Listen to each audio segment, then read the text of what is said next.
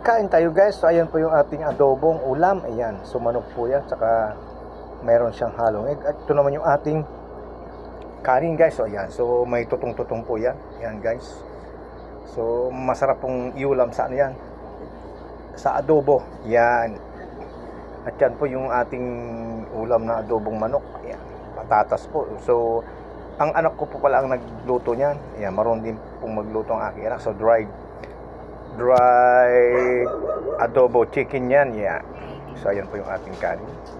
So kayo po ba ay nagugutom na? So tayo kumain na mga kaludes, mga guys. Ayan. So ayan, no? So tara, samahan niyo ko, tayo kakain na at medyo gutom na ako. At ayan nga, yung niluto ng aking anak, adobong manok. At hindi na po niya tinalupan yung ano dyan, yung patatas. So kain na tayo.